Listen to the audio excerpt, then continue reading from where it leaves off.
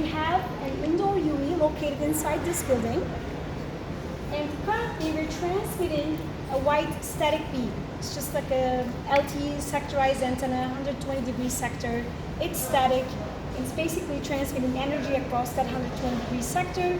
And our user is in good conditions. It's getting 21 dB signal-to-noise ratio, and as a result, it's getting 640 megabits per second, 64 QAM, 2 layers. It's doing good.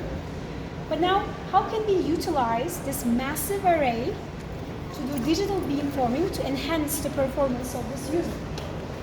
So basically, what we're going to do is we're going to enable reciprocity-based beamforming. So this is 3.5 gigahertz TDD time division duplex system. So what happens is our user on the uplink is sending a reference signal to the base station. And the base station is using that to estimate the channel and form a really narrow beam towards that user based on that channel estimation. In this way, it's able to concentrate all the energy towards the user that it's trying to serve instead of transmitting it over the full 120-degree sector.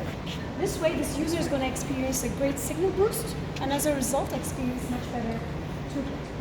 Now let's enable that SRS reciprocity-based beamforming. And when we do that, since the energy is concentrated towards the user, we're able to see a signal-to-noise ratio improvement from roughly 21 dB to 34 dB. And as a result of that SNR boost, now this user is able to get 1 gigabits per second throughput. Now, we're able to form these really narrow beams.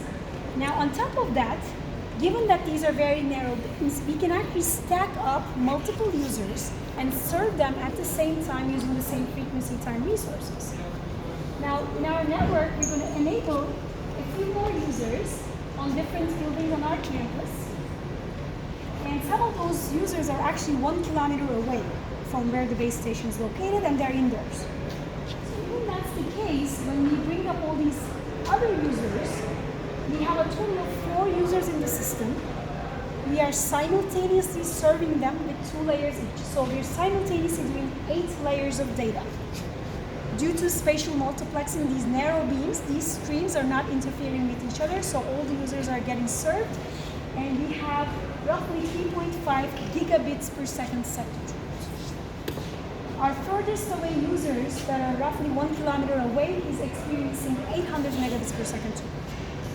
All by this massive array that's enabling us to separate out these users and really concentrate the transmitted energy towards the user.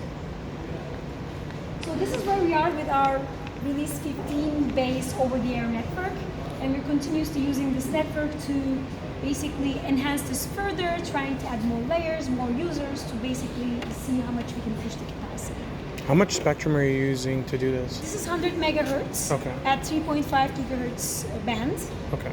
And even at that band, which is a little bit less favorable in terms of propagation, but due to the massive array, we're able to actually overcome that frequency disadvantage and still be able to actually provide pretty good coverage even for edge users.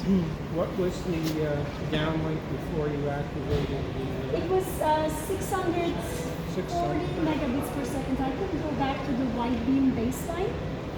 Our SNR was roughly 21 dB.